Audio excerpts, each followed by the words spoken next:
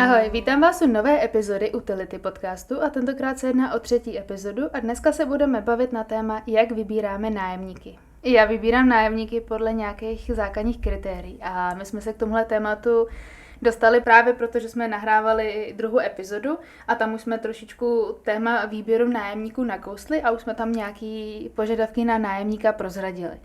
Tak jsem si říkala, že by bylo hezký udělat i epizodu o tom, jak ty nájemníky vybíráme. Já bych asi začala jako první tím, že si byty pronajímám sama. Za prvý, protože mě to baví.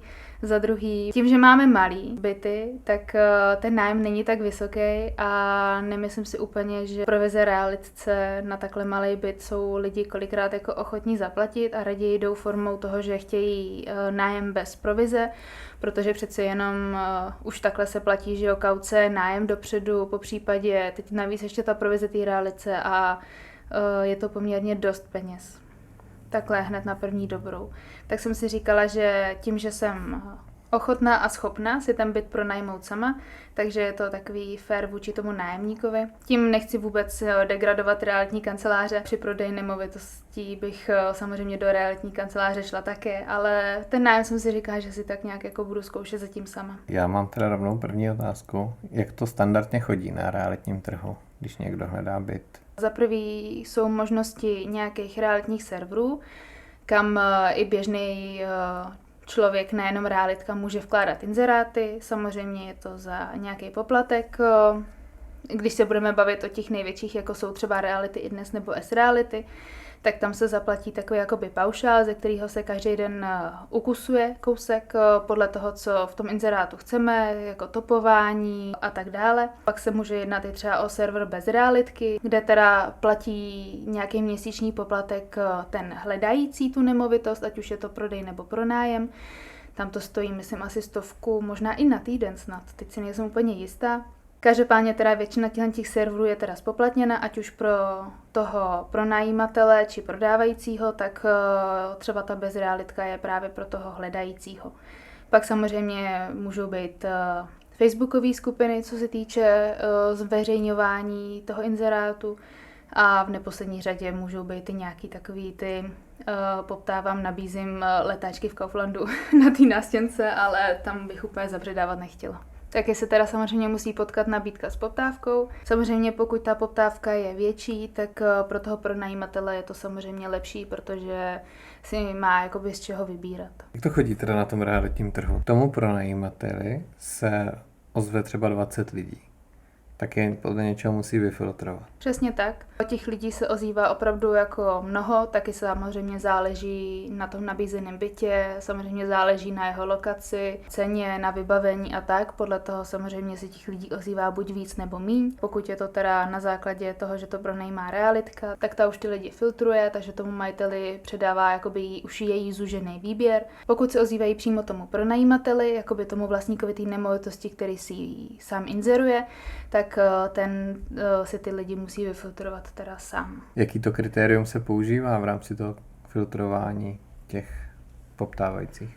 Tak ono taky záleží, protože například třeba majitel té realice může říct informaci, že heleďte, já bych třeba chtěl někoho jako bez mazlíčků, chtěl bych nekuřáka, po případě bych chtěl třeba maximálně 2člennou domácnost a ta realitka potom jedná podle těch kritérií. Není určitě žádný jakoby obecný filtr, který jako je právoplatný, protože to samozřejmě všichni musíme bydlet. Takže si ty kritéria určuje přímo ten majitel. Někdo třeba nechce děti do toho bytu, někdo třeba nechce důchodce do toho bytu, někdo naopak chce jakoby solidně vypadající lidi, protože má jakoby větší jistotu toho, že ten člověk třeba chodí do práce, bude mít na ten nájem. Takže tyhle ty kritéria jsou opravdu různý a záleží na tom konkrétním majiteli. A jaký to kritérium máš třeba ty? Já bych asi začala mým úplně základním kritériem. Já bych chtěla, aby ten člověk mi napsal gramaticky správně první větu. A to je většinou ta věta, že ten člověk má zájem o ten byt. Což třeba na těch S-realitách, tam je to jakoby relativně dobrý. Tam opravdu ty lidi, že jo, za prvý na S-realitách mají konkrétně přednastavenou větu, kterou můžu jenom odeslat, takže tam je to jako v klidu. Ale pokud ten byt inzeruju ve facebookových skupinách, tak moje opravdu jakoby první podmínka abych s tím člověkem dále jakoby mohla komunikovat, je ta, že bych chtěla, aby napsal například dobrý den, mám zájem o ten byt. Ono se to zdá jako strašná prokotina, ale ve finále je to poměrně dost složitý, protože to, co mě chodí za ty zprávy, je až jako šílený. Za prvý ty lidi kolikrát ani nepozdraví. Já jsem zjistila, že v každém slově se dá napsat nějaká gramatická chyba, aniž by se to jako komukoliv zdálo. Chtěla bych zachovat tu komunikaci na nějaký úrovni. Takže pozdrav, i třeba představení. Byt není s někým, i já třeba chápu, že jsou jako lidi cizinci. Není nic jednoduššího, než si tu větu třeba nechat přeložit v Google překladači nebo si její gramatičnost ověřit na obyčejném Google. Ono se to může zdát jako poměrně dost povrchní kritérium, ale já jsem to i nakusávala právě v minulý epizodě. Ono je to pro mě i důležitý z toho důvodu, protože já s tím nájemníkem budu do budoucna komunikovat. A já pokud s ním nedokážu komunikovat při tomhletom základním jakoby výběru, tak já s ním nedokážu komunikovat ani do budoucna. Budu potřeba s ním řešit třeba nějaký problémy, nezaplacení nájemného, nebo prasklou vodu, nebo pojistku, nebo cokoliv. A pokud ten člověk nedokáže komunikovat vlastně v první větě, v té nejzákladnější, která dělá nějaký dojem, tak si nemyslím, že dokáže komunikovat i do budoucna. Takže to je pro mě opravdu jakoby základní a nejzásadnější jakoby pravidlo. Druhým mým takovým jako kritériem je i to, jak ten člověk vystupuje. A bavila bych se asi teď o těch facebookových skupinách, protože díky inzerci na facebookových skupinách já jsem si ty kritéria poměrně dost stanovila. Tím, že ten člověk vystupuje na facebookové skupině pod nějakým jménem, pod nějakou fotkou a zároveň pod nějakým profilem, třeba s nějakou historií. A pokud mi ten člověk vlastně odpoví z toho profilu, kde je dobře, tak v dnešní době už moc jako přezdívky na Facebooku jako neletěj, už jsou tam převážně jména, ale pokud ten člověk má, a to se opravdu stalo, má zájem o ten byt, má profilovou fotku, kde sedí na veřejné lavičce, ale sedí na ní tak, že na tom sedadle má položený boty nějaký a sedí na tom opěradle, což ano, dobře, chápeme, teenageři takhle sedí, machrujou s kámošema, ale tady to byl dospělý člověk. V jedné ruce má plechovku piva a v druhé ruce má cigaretu. Já ty byty mám nekuřácký. Já chápu, nemůžu to ze zákona úplně zakázat, kouření v bytě. Z jakého důvodu já bych tohohle člověka měla vybrat, když já nechci, aby v tom bytě se kouřilo, abych do toho bytu přišla po 2 letech a měla prostě zakouřený byt a nasákla ji prostě kouřem. Já si i ty profily projíždím. Je to jeden z mých základních bodů, kdy já si projedu vlastně sociální sítě těch lidí, pokud mají samozřejmě veřejný profily. Pokud je dále třeba vidím na tom facebookovém profilu opravdu nevhodný vyjadřování, nevhodný příspěvky, který sdílejí, tak pro mě je to teda taky bohužel stopka. A je na každém uvážení, kdo co sdílí na sociální sítě a myslím si, že spousta věcí, které se sdílí na sociálních sítích, tam vůbec nepatří. Potažmo tím, pokud tím to jakoby zavírá dveře do nějaké jiné budoucnosti.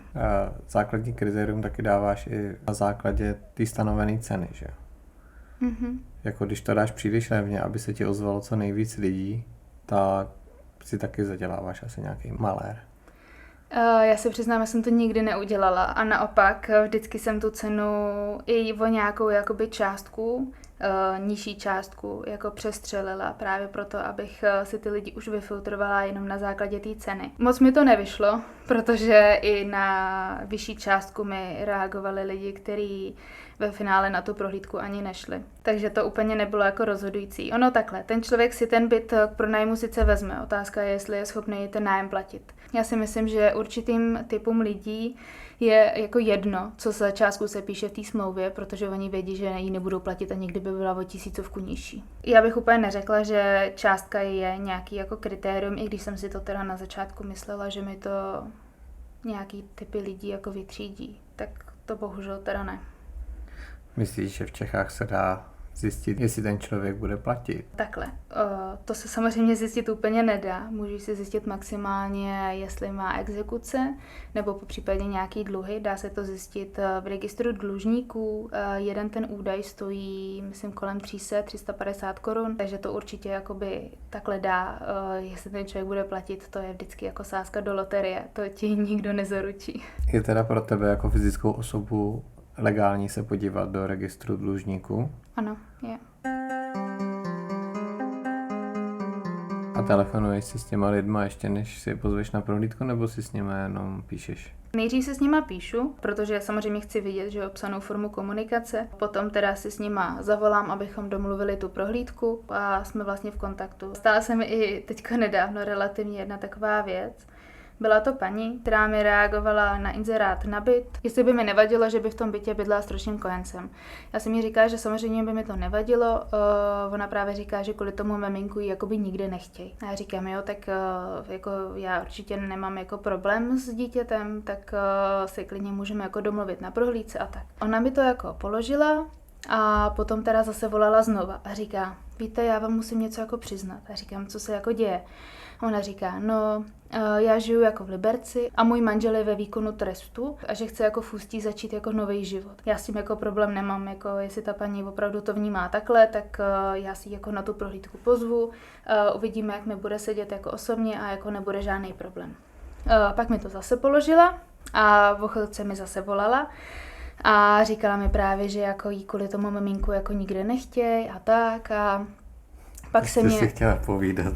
No a pak se mě začala dotazovat, jestli já sama mám děti a začala mi jako mluvit o dětech a říkám, hele, to je nějaký takový až moc jako vlezlý, nebo ne vlezlý, ale přišlo mi, že mi jako sdělovala strašně moc jako osobních informací, zároveň po mně chtěla vidět jako strašně moc informací a bylo to takový jako celý divný a říkám, OK, dáme tomu jako čas, uvidíme jako, jak se to bude tvářit. S tím, že ona s tím miminkem měla vlastně přijet autobusem se podívat na tu prohlídku.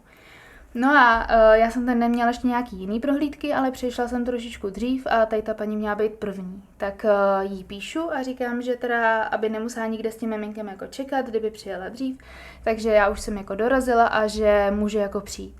No a ona mi napsala, že si nevšimla, že jsem z Prahy a že prohlídku ruší. A já říkám, a na té prohlídce jste měla být za prvý za 10 minut nebo 15 minut. Za druhý, to, že jako jsem z Prahy, to nevím, co jí jako vadilo. Mohla to jako napsat už dávno, že jo. Tak jsem si jí teda jenom jako zeptala, že mě to fakt jako upřímně zajímalo, jestli je jako problém, že jsem z Prahy, tak mi teda napsala, že ano, je to problém. Dobře, tak to jsem jako vůbec nepochopila. No, nezávidím ti to. A tak on se jako kolikrát docela člověk jako pobaví, jo. Ono, když si vezmeš ten první filtr, tak jenom nad těma prvníma zprávama se celkem pobavíš. Tam jako fakt nevěříš svým očím, co právě čteš. To za prvý. A za druhý, když už si s těma lidma třeba píšeš jakoby nějakou chvilku, tak se občas taky jako bavíš. No, to by to přijde zajímavý, ale zkus se zamyslet nad těma lidma, jestli takhle jako píšou každému a každý má nějaký takovýhle základní filtr. Oni jako nemůžou sehnat prostě bydlení. Samozřejmě jsem se nad těma lidma zamýšlela mockrát a věř mi, že jsem velmi empatický člověk a myslím si, že i nějaké jakoby epizody do budoucna budou právě ohledně toho tématu, protože je i byt, ve kterém jsme takovýhle filtr neměli. Tak to jsme si nevybírali my, že jo? Nemáme ten filtr jakoby na všechny lidi. Já bych to spíš definovala tak, že jsou opravdu typy bytů, kam potřebujeme opravdu spolehlivého a slušného nájemníka. Takhle bych to asi definovala.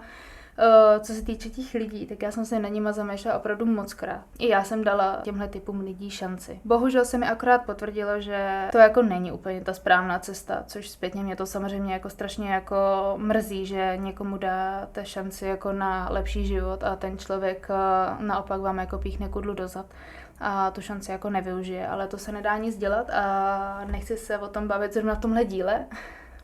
To někdy příště. Já vím, že jsou lidi, kteří tyhle ty lidi jako ubytujou, ale opravdu se jedná o lidi, kteří za prvý většinou to nejsou ženy, jo, protože s těma ženama v tomhletom, a potvrdilo se mi to mockrát, se strašně jako zametá.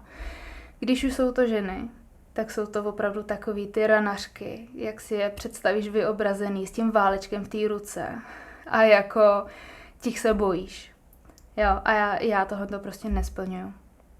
Já jsem moc hodná, obětavá a ochotná na ten typ lidí. Většinou jsou to teda spíš jako muži. To jsou jako lidi, kteří podle mě na tenhle určitý typ lidí jako platí a mají asi nějakou jako autoritu. A ani nechci vědět, jak oni z nich třeba tu platbu nájemného jako dostávají. Já si myslím, že určitě je někdo jako ubytuje. No, já jsem spíš chtěl říct, že na tom trhu těch poptávajících lidí bude strašně moc těch, co právě nemůžou najít to bydlení. Protože ty ideální nájemníci jsou většinou ubytovaný jako brzo, ale ty problémoví budou prostě na tom trhu strašně dlouho, takže oni budou psát všem a pořád. Takže ty, když zveřejníš cokoliv, za cokoliv, podle mě, tak se ti ozve strašně mnoho lidí, kteří už jako hledají kteří hledají ten byt už strašně dlouho. Mm-hmm. Takže to, že vůbec jdeš na ten trh s tím bytem k pronájmu, ty automaticky musíš jít s tím, že ti bude psát hromada lidí. Ještě bych teda jenom zmínila, že já se konkrétně bavím o Ústecku, což představte si pod tím, co chcete a co potřebujete. Já jsem zjistila, že na Ústecku mezi lidma je takový jako pomyslný v uvozovkách jako seznam v různých jako lokalitách, kde jsou známý nějaký jména, který nikdo nechce ubytovat. Jo, a jsou to třeba i celý rodiny, že jako někdo má jako špatnou zkušenost, já nevím, tady s její ségrou, tak automaticky nechce jako ubytovat její mámu třeba například. Doufám, že jenom jako ústní blacklisty, jo, že to není nikdy opravdu nějaký jako papír. No prostě je to drbárna, i když je to takhle velká lokalita. Teďko budu jeden byt pronajímat, tak jsem přemýšlela, že nejdřív bych si samozřejmě prošla tyhle ty 2 kritéria, ty nejzákladnější kritéria. Následně potom bych tomu užšímu výběru poslala takovej dotazník. Je to vlastně dotazník, kde já bych se ptala na nějaké určitý otázky, které pro mě jsou jako osobně důležitý, a aby mi ten člověk ten dotazník vyplnil. Protože pokud je to člověk, který ten dotazník je schopný vyplnit a odeslat ho, už to taky něco určuje. Může to třeba určovat i to, že ten člověk umí třeba pracovat s e-mailem, nebo že umí připojit přílohu. A ono se to zdá jako strašně směšný, ale jsou to opravdu poměrně dost jako důležitý věci, protože ten člověk může být schopný vám potom poslat přílohu ohledně třeba pojistky. Jo, když se v tom bytě něco stane a vy budete potřebovat, aby vám ten nájemník třeba zaslal kopii jeho pojistné smlouvy. Jo, například. Ono se to opravdu zdá jako strašná banalita, ale čím dál tím více mi potvrzuje, jak důležitý to je. Takže zpátky k tomu dotazníku. Zároveň pokud ten člověk ten dotazník umí si jako přečíst a vyplnit, a tady se opravdu bavíme o jednoduchých otázkách, typu kolik lidí bude bydlet v bytě. Pokud ten člověk je opravdu jako schopen si ten dotazník přečíst a vyplnit, tak bude schopen si přečíst například i nájemní smlouvu. To si myslím, že je docela důležitý, že ten člověk ví, co podepisuje v té nájemní smlouvě a že vlastně ze všem v té nájemní smlouvě souhlasí. Takže ten dotazník bych zařadila jako takový jako 3. kritérium na můj seznam. A já bych tady ten dotazník chtěla i vám dát nahlídnout, tak já ho uložím. A potom vám budu sdílet odkaz vlastně na Instagramu přes Linktree, kde bude možnost ke stažení, abyste se mohli podívat, popřípadě ho třeba použít, popřípadě abyste věděli, o čem se tady bavíme.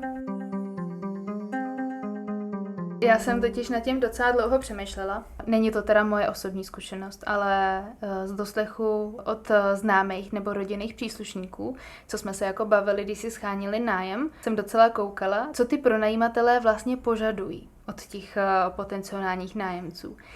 A přišlo mi to jako až šílený, tak jsem si říkala, že možná ten můj jako vymyšlený dotazník není až tak šílený, protože teďko nedávno jsem se zrovna dozvěděla, že mladý pár si chtěli pronajmout byt. Ten pronajímatel po nich chtěl fotografii aktuálního bytu, kde bydlí. Mě třeba i kamarádka říkala, že museli psát motivační dopisy, proč v tom bytě chtějí bydlet, co je jejich motivace, proč se musí stěhovat, jak dlouho by v tom bytě chtěli žít, jaký jsou jejich vize do budoucna a podobně. A to mi teda přijde možná ještě horší jak ta fotka. Ano, já chápu, že zmiňuji tady o tom, že bych chtěla vědět, kolik lidí v tom bytě bude žít.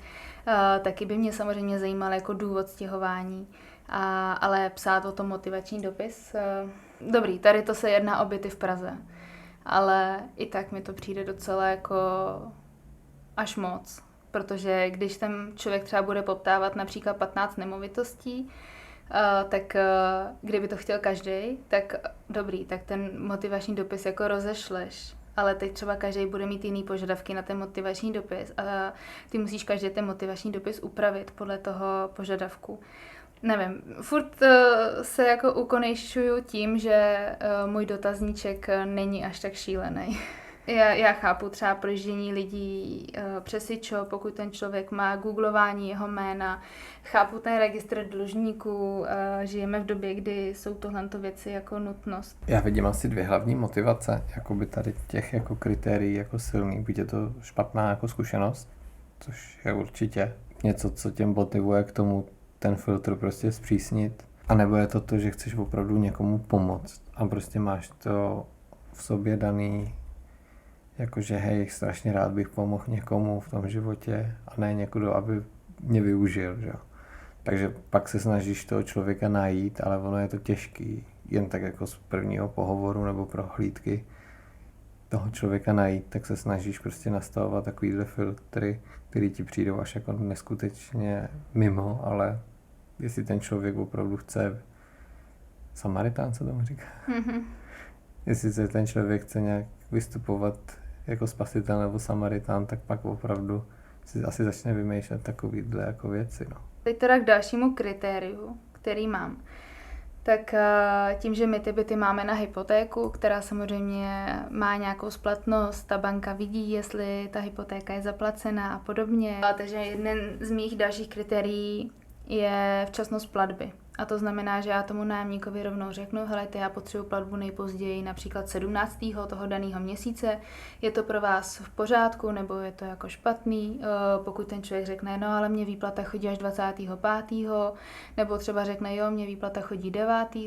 tak je to samozřejmě všechno o domluvě. Potřebuji si s ním tohle ujasnit už na začátku. Pokud člověk řekne, že to je na základě toho, jak zrovna mu přijde faktura, tak to ne. To říkám rovnou, že ne, protože pak někdo fakturu nezaplatí a je to celý vlastně špatně. Takže i kdyby ten člověk pracoval a opravdu měl splatnost té faktury, tak já potřebuju, aby minimálně mi aspoň jako sdělil to, že počítá s tím, že ta platba jako proběhne, ale pokud se člověk přede mě postaví a řekne, jak podle faktury ty peníze chodí, no já vám to možná budu posílat 19. možná 23. tak tohleto jednání teda taky ne. Co se týče nějakého dalšího kritéria, tak jak už jsem říkala, my máme malinký byty, tak mazlíček mi úplně nevadí. Samozřejmě pokud přijde paní na prohlídku s Bernardínem, tak to si myslím, že se jí tam žít dobře nebude, nebo pán, to je jedno. Mně záleží na tom, jak se tím lidem v těch bytech bude žít. Chtěla bych, aby měli dobrý životní podmínky a pokud uvidím, že s Bernardínem, tak to vím, že se tam nevejde a bude tam trpět jak ten pes, tak ten člověk. Pokud bude mít malýho mazlíčka, tak s tím samozřejmě problém nemám. Já ani ze zákona mazlíčka zakázat nemůžu. Další, co nemůžu úplně zakázat, je kouření. Takže já to trošku obcházím a obcházím to tím způsobem, že je pro mě samozřejmě potom teda důležitá ta osobní prohlídka toho bytu. Tak trošku jako čuchám, jestli ten člověk nesmrdí kouřem. Je to opravdu z toho důvodu, protože ono se to nezdá, ale on ten byt, pokud se v něm kouří, tak strašně rychle načuchne, ale strašně rychle a strašně rychle i žloutne. My jsme jeden byt po kuřákovi rekonstruovali, ten kuřák tam byl 4 roky, já nechápu, ona byla žlutá i lednička. Ta lednička tam byla asi půl roku v té době. Takže korpusy od skříní, lednička po půl roce, žlutá zdi a v tom bytě byly 3/4 roku starý nový plastový okna. Ty okna byly úplně žlutý. Takže pro mě teda je mi líto, ale kuřák teda taky nemá jako otevřený dveře. Stačí napsat, že máš 5 minut zpoždění a on to nevydrží. Neukonejší mě teda informace o tom, že bude chodit ven, protože na rovinu říkám, že nebude chodit ven. Vykloní hlavu z okna a to je jako max. Ty jsi to předtím zmínila, neřekla jsi to explicitně a to je ta bezhotovostní platba. Já už jsem to tady nakusovala i v rámci toho dotazníku. Pokud ten člověk nebude schopný odeslat ani ten dotazník, tak určitě nebude schopen odeslat ani bezhotovostní platbu, to znamená převodem na účet. I kdyby to dělal složenkou z České pošty, tak akorát to jako zaplatí, že jo, za to ten poplatek, ale mně to na ten účet přijde. Já nechci si brát peníze od nájemníků na ruku. Zbytečně bych si měla další starosti, vkládání do bankomatu, přeposílání na účet a podobně. Takže pro mě je teda rozhodujícím faktorem i bezhotovostní platba. Zároveň je to pro mě jednodušší i v rámci placení hypotéky, zároveň taky i ta banka vidí, že jo, příjem na tom účtu a není to z toho, že já jsem to tamhle vkládala do vkladomatu na Chodově nebo na Smíchově nebo podobně. Ale v případě, že člověk v dnešní době není schopný poslat bezhotovostní platbu, tak už je to prostě nějaký red flag. To rozhodně. A teď mi teda řekni, jak by měl vypadat ideální nájemník. Ber to spíš jako návod pro člověka, který schání byt. To je záludná otázka. Tak pojďme si to tak nějak jako snově představit, jo.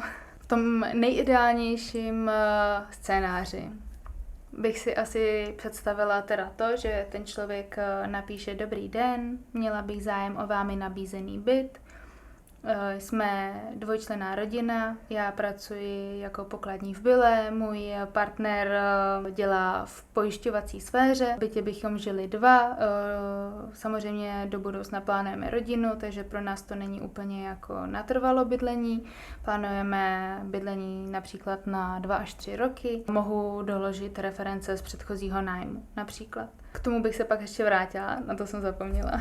Obyčejná, jednoduchá, strohá zpráva v podstatě, jo. Na to bych jí samozřejmě napsala, že děkuji za zájem, pojďme se teda domluvit na nějakou prohlídku. Většinou nabízím 2 až 3 termíny. Pokud ten člověk ani jeden termín nemůže, tak je mi líto. Měl by ten se člověk něco hledá.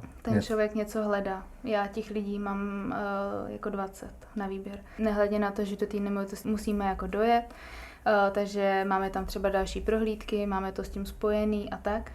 Takže snažím se jim jako samozřejmě víc vstříc, ale pokud mi napíše, že může jenom dneska a v pondělí a já vím, že tam prostě budu v pátek a v sobotu celý den, tak je mi líto, ale tohle bohužel nedopadne. Pokud si ten člověk teda vybere termín, já mu to, tady to teda už jako většinou probíhá po telefonické komunikaci, já mu to teda ještě napíšu do SMSky jako potvrzení, že teda se jedná o tu prohlídku v tom daném termínu. Úplně v tom snovém světě, tady to je ta chvíle, kdy já bych mu poslala ten dotazník, který bych potřebovala vyplněný ještě před tou prohlídkou. Asi bych to takhle nějak viděla, to ještě úplně promyšlený nemám. Já ještě píšu den před tou prohlídkou, teda jestli to platí, pokud se teda jedná jakoby o nějaký delší časový úsek. Po případě si to potvrzuju ještě ten den.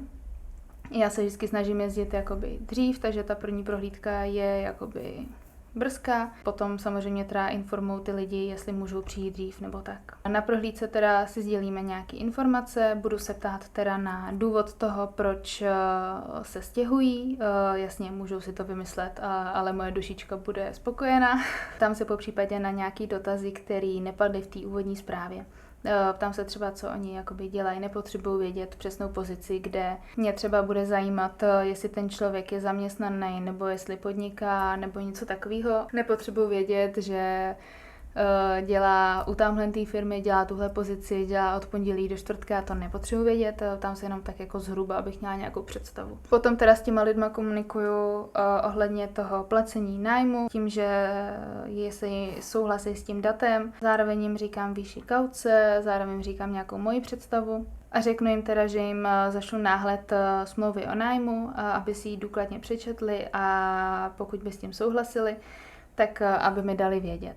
Tu smlouvu o nájmu jim teda říkám pouze ve chvíli, kdy vím, že ten člověk na mě udělal dobrý dojem a že bych si uměla představit spolupráci s tím člověkem. No, já bych se chtěl spíš zeptat. Jedna věc mě napadla. A to je ta reference toho předchozího nájemce. Když oni můžou dát telefonní číslo absolutně na svého kamaráda, ať se tváří jako... Jestli bys vůbec volala. Já jsem to ještě nezmínila, je to jeden z bodů, který jsem teda ještě nikdy neudělala, ale na základě posledních zkušeností už jako přemýšlím, že to udělám. Ale já to nechci udělat tak, že bych volala. Pokud ten člověk je ochoten bez jakýhokoliv náznaku nervozity nebo čehokoliv, protože pokud tomu člověku to říkáš osobně, že chceš ten kontakt na předchozího majitele, tak můžeš vidět zaleknutí, můžeš vidět jakoukoliv mimiku i jakoby řeč těla. Pokud ten člověk nemá jakýkoliv problém a úplně v klidu ho jako dá, tak já nemám důvod za prvý na to číslo volat, i kdyby bylo jako falešný, nebo nějakýho jeho kamaráda. Pokud se ten člověk začne vykrucovat, nebo se lekne, nebo cokoliv, tak budu vědět, že je tam něco špatně. To jo, ale pořád je to nevyvrací to, že ten člověk to má připravený, tu odpověď. No jasně, ono jako, heleď, připravenou odpověď můžeš mít jako na cokoliv, ten člověk může být i já nevím, jestli neempatický je to správný slovo, jo, ale ten člověk může sehrát úplně dokonalý divadlo a ty nic nepoznáš. Je to prostě riziko pro najímání nemovitostí, jo, já říkám v ideálním případě, všechno se tady bavíme. Samozřejmě ten člověk může kecat od první chvíle až do té poslední a nemusíš nic poznat, ale jak říkám, no, je to riziko pro najímání nemovitostí. To je velký riziko. Je to velký riziko. Já jsem si třeba takhle vybrala paní, se kterou se mi strašně dobře komunikovalo. Ta paní mě opravdu dostala na tu psanou komunikaci. Já jsem si ji pozvala na prohlídku, ta paní se mi líbila i osobně, jak komunikovala, prostě všechno se mi líbilo. Já s tou paní nikdy neměla sebe menší problém. Mě jednoho krásného dne jako volali ty lidi z toho baráku, že jako co jsem si to do toho bytu jako dala, že to je něco šílenýho. A říkám, můžete mi jako říct, co se jako děje? A oni úplně začali, že jako ona se nám tady válí jako po chodbách, sedí u otevřených dveří, všichni se bojí vycházet ven a nevím co všechno. A oni mě normálně tak vyděsili, že jsem začala jako trošku pátrat. Pak jsem volala ještě jako jedný paní z toho baráku, ta teda mi jako řekla, že teda jako se jako asi neboje jako vyjít ven z bytu, jo. Jsem dostala právě informace o tom, že ona jako křičí z okna, že tam dělá velký hluk. Jestli to takhle půjde dál, že budu jako sepisovat petici, abych jí z toho bytu vystěhovala. Já jsem potom ještě asi o 2 dny s tou nájemkyní mluvila a ona mi teda říkala, že je v nemocnici. V té nemocnici byla poměrně dlouho. A když se vrátila z té nemocnice, tak my jsme si spolu právě chvilku psali a ona mi říkala, že v tu dobu měla nějaký vysoký strašně horečky a že možná jako blouznila, ale že 3 dny má úplně v mlze a že si vůbec nic nepamatuje a že teda potom jakoby za ní přišel nějaký její rodinný příslušník a že ji teda jako našel v nějakém horečnatém stavu a zavolal jí záchranku. A já jsem se i těch lidí v tom domě ptala a říkám, a jestli jako volali policii a oni, že ne. A říkám, a volali jste třeba záchranku, jestli ten člověk tam jako křičí. Tak jí jako něco může být, tak jako, a oni ne, to nás jako vůbec nenapadlo. A říkám, no super, ale jako oni tady vymýšlejí, že podepíšou petici, abych já ji vystěhovala. Nikdo nezavolal policii, nikdo nezavolal záchranku a já jsem i tím lidem říkala v tom baráku a říkám, tak mi ji natočte. A od té doby se mi nikdo neozval, nikdo mi ji nenatočil, mně nepřišlo jediný video. Někdy by dělal někdo v baráku bordel a dělal mi to, co jako mi popisovali, tak asi první volám záchranku nebo policii a rozhodně nebudu tady jako křičet na majitele bytu, co jste nám to sem nastěhovali. A zpětně jsem se dozvěděla, že se asi jako právoplatně mělo jednat o 3 dny jenom. A oni po 3 dnech byli schopní se domluvit, že budou podepisovat nějakou petici a nikoho nenapadlo zavolat záchranku nebo policii. No, já bych chtěl spíš jenom říct, jako že zavolat na někoho policii jako není asi jako nic pořádně jako špatného. I když prostě dělají sousedí hluk, tak prostě, když to bude noční hluk, tak oni tam přijedou, zaklepají. Ten člověk nedostane pokutu, jako tam se nic nestane, tady jde o ten zápis, aby se provedl, aby to zkontrolovali, co se tam teda jako děje, protože ono tam může být i nějaký domácí násilí, že jo, jako ten hluk nikdy nevíš, jako co je. A když zavoláš na někoho policii, tak to není jako, že tomu člověkovi jako ubližuješ nebo něco. Jako neměli by ty lidi to vidět tak jako špatně. A já si myslím, že třeba za rušení nočního klidu těch jako nahlášení musí být fakt jako hromada, aby se to nějak mohlo začít řešit. Jako. A do té doby ten policajt tam prostě přijde a jenom řekne, hele, jako prostě musíte se sklidnit. V případě, že to bude něco, že by tam byla potřeba ta záchranka nebo něco, tak ten policajt to jako pozná a usoudí, že jo, že je potřeba jako záchranku. Myslím, že ještě nějaký kritérium, a ty jsi to tady vůbec jako nezmínila, je nějaká etika. Jako určitě, když se ti ozve jako 4členná rodina, že chce bydlet v garzonce. Mně záleží na tom, jak se tím lidem v tom bytě bude žít.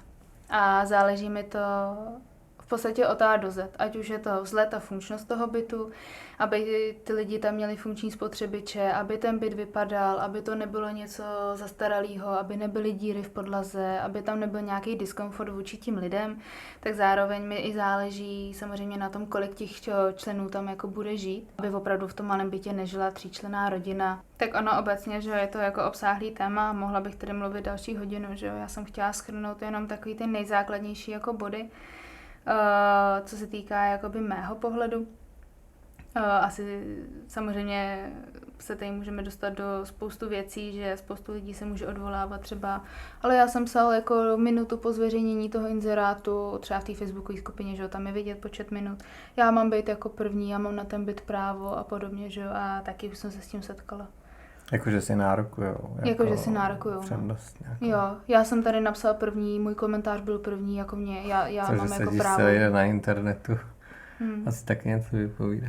Jako řekněme, že ty inzeráty vždycky tam musí být jako relativně chvilku. Ale ono se to opravdu jako vyfiltruje hned tou první zprávou a potom už se to tak nějak jako dofiltrovává samo a ve finále na tu prohlídku jsou pozvaný třeba 3-4 lidi. To by asi z dnešního tématu bylo teda všechno. Já bych ještě ráda připomněla, že k tomuhle podcastu se váže instagramový profil s názvem Utility Spaces. Má to podobné logo jako tenhle podcast, takže to určitě najdete, kde teda brzo přibude i odkaz na stažení a nakouknutí již zmiňovaného dotazníku. Tak my si budeme těšit na příště a moc děkujeme za poslechnutí téhle epizody. Tak ahoj. Ahoj.